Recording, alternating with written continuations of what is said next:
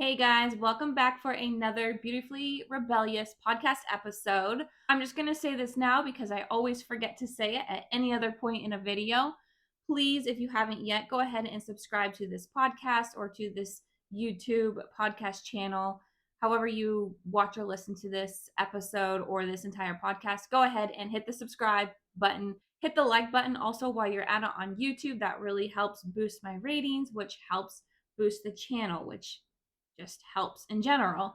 Let's be real. All right, let's dive into the juicy, meaty bulk of the podcast. Authenticity. I don't know about you, but I know for me, I have seen this thing become more of a priority for people. Maybe it's just brands have realized that this is what's selling right now, and so we're seeing more of it. Hopefully, fingers crossed, this actually isn't just a trending subject, but is actually something that is here to stay, and that is authenticity. Like I said, we have seen people move more in the direction of being more authentic, how they show up on their social media presence and things like that, which is kind of funny because social media really is like your highlight reel. A lot of people play it like your highlight reel. I mean, let's be real. I'm not putting like my darkest moments on social media. I don't want to be sharing that. So, to a certain extent, for every single person, social media is a highlight reel. Maybe some people's gets a little more in depth, and maybe some people's are really just not real, not authentic. And those are the people, let's be real, that we have been moving away from, that we don't really care to follow as much. And that's because it's unrelatable. But I think beyond social media, being authentic is something that we need to be doing in our lives in general because it is so good for you. Because when we are living an authentic life, we are living a life that's aligned with our values, our beliefs, and our actions follow that. And we are basically living our most truest self. And this is so important because I personally believe that when you're living authentically and embracing your authenticity, you're actually living a happier and more fulfilling life because you are living life according to your standards and not somebody else's. You're more likely to have fewer regrets about decisions that were made because the choices that you are making are already in alignment with who you are, with what you believe, and your core values. So, no regrets. Now, I think everybody honestly does want to live a life that is happy. They want to live a life where they do feel fulfilled, where they do feel happy about the decisions that they make, where they don't feel like they are playing small. So I don't think I really need to convince you to embrace your authenticity. Perhaps though you're wondering, how do I get started? Like there's the very obvious, like just do things, but perhaps you're wondering, how do I get started? How do I embrace who I am more? How do I figure out these things when I'm starting from ground zero? And so I've got for you just a handful, maybe a couple handfuls of simple tips for you to get started, for you to kind of walk through and start living your most authentic life. So, tips 1 through 3 are kind of all under an umbrella category. And this is basically self reflection time. So, set aside some time to do some self reflection. In this time, you're going to ask yourself, what are my core values? What are my core beliefs? And are these truly mine, or are these ones that I've picked up along the way of life? Because it's very, very easy. It's very normal. And actually, I think we all do it. We adopt the beliefs of other people because, well, for various reasons. I mean, we adopt the beliefs of our parents because they're our parents and we were raised by them. So it's kind of something that you are just around your entire life. So you just pick up those beliefs too. Or maybe you pick up the beliefs of a partner or a best friend. It could also be coworkers. It could be anyone, and it could even be people you don't know, like celebrities or influencers or things like that. It can be anyone, and to be honest, it depends on the level of, well, people pleasing, I guess, that you're at, the level of how influenced you can be. That kind of determines how many beliefs you have picked up from other people versus yourself.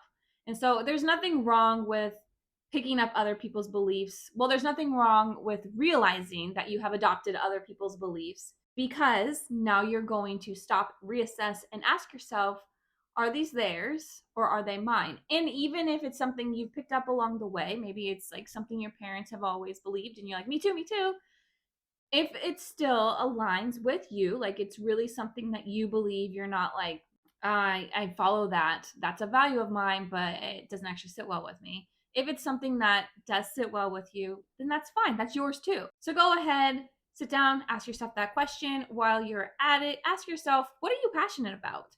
What brings you joy? And then think about how you envision your best self. How does that person act? How do they carry themselves? And think about the values that that person has and how those values structure who they are. And perhaps this will give you some insight as to your core values and beliefs. So that was a real fast blaze through of tips 1 through 3. But let's move on to tip number 4. And this is, you have got to live a life where you are vulnerable. I'm not saying that you have to pour out your life story at every given moment or share every fine detail about your life. I definitely suggest setting personal boundaries as to how much you're willing to share and with who, because that's also very important. It's important to know the time and place of how much you're going to share.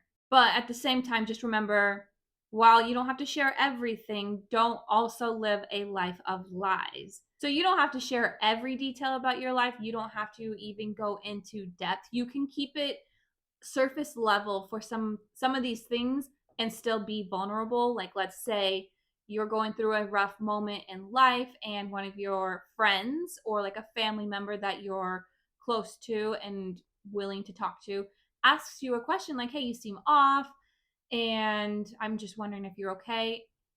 If you don't want to share the fine details about what's going on, that's fine. But there is a difference between saying, yeah, life's perfect, I'm doing so good, and saying, you know what, there's some things going on. I don't feel comfortable, or I don't want to at this moment really dive into the details of it. But yes, there are some things going on. Thank you for asking.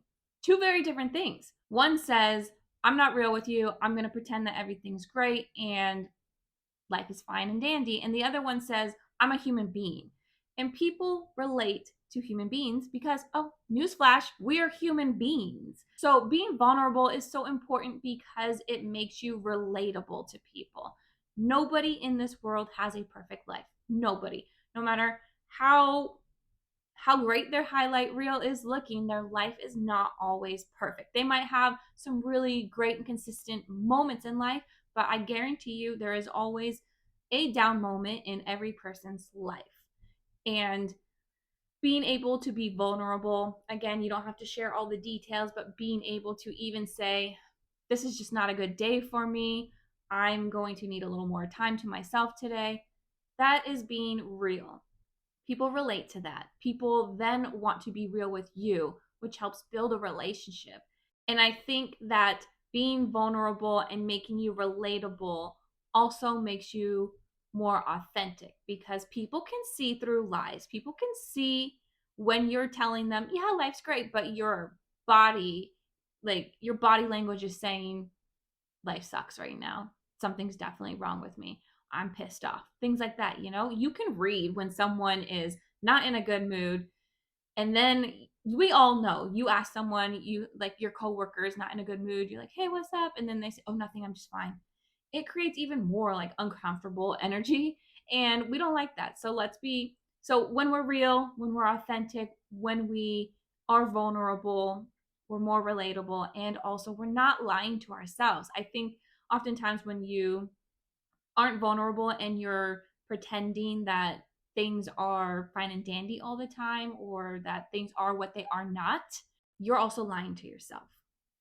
And that creates like an inner storm. So it's a benefit for you, and it's a benefit for you in two ways. It's a benefit for you internally, and it's a benefit for you also because your connections with the people around you are going to also be more authentic, real, versus people you probably can't count on then. And that moves us right into number 5, which is boundaries.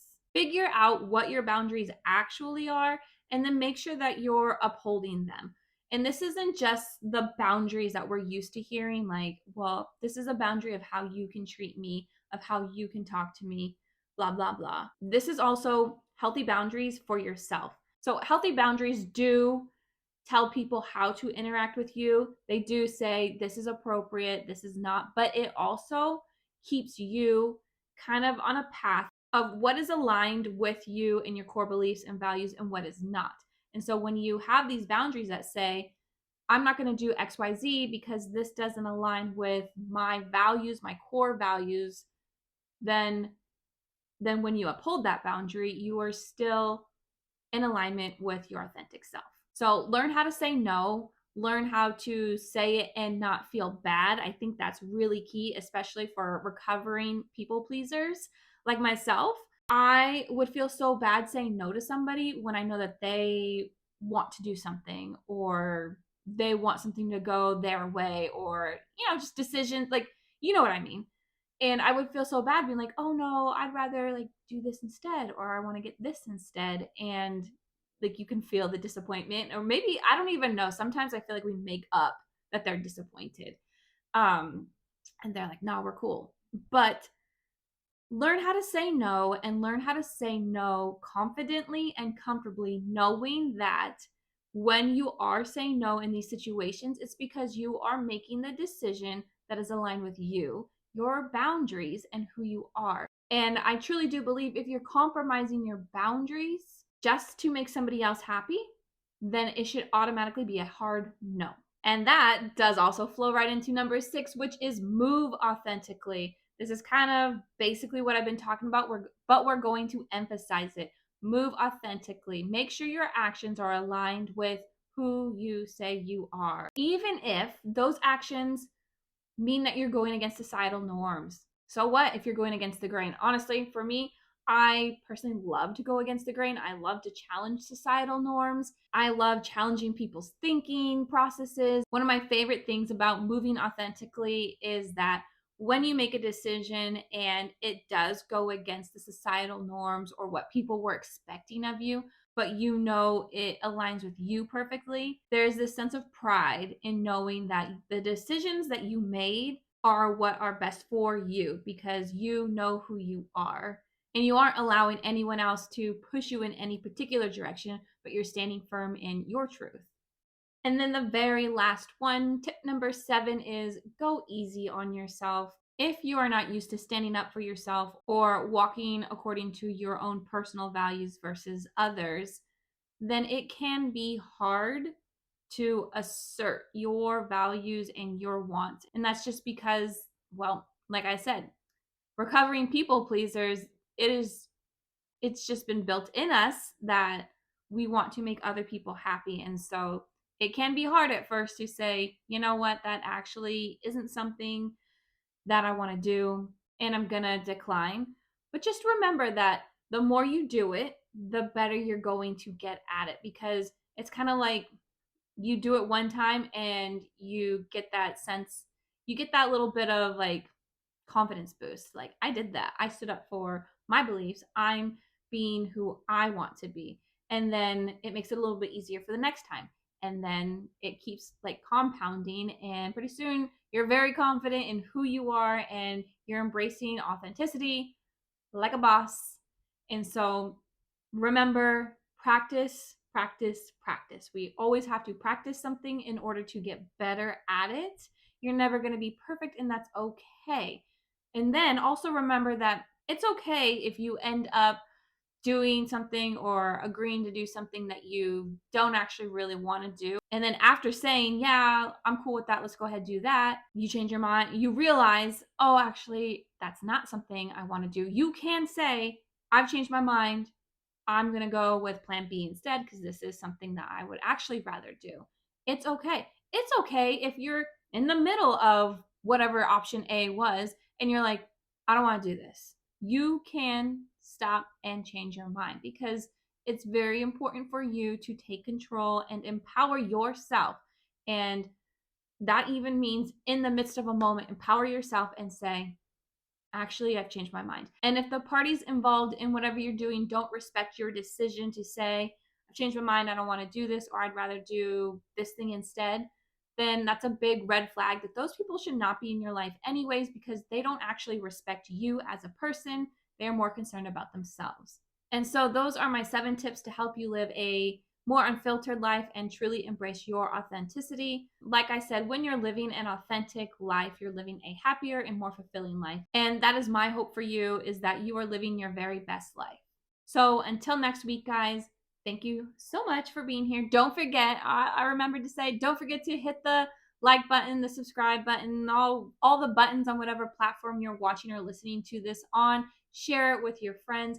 And let's go ahead and get the comment section kicked off right now with a fun affirmation. If you found any of the content in this video helpful, and if you are like, yes, I'm going to embrace my authentic self and live my very best life, then I want you to drop this affirmation down below in the comments. My authentic self is my best self. All right, guys, until next week, until the next video, until the next podcast, I really hope that you have an amazing, amazing week. Remember to be your authentic self. Remember to live your life according to your dreams, according to your values, according to your beliefs, because this is your life, not anyone else's, and you need to make sure that it is aligned to who you are. All right, guys. Love ya. Bye.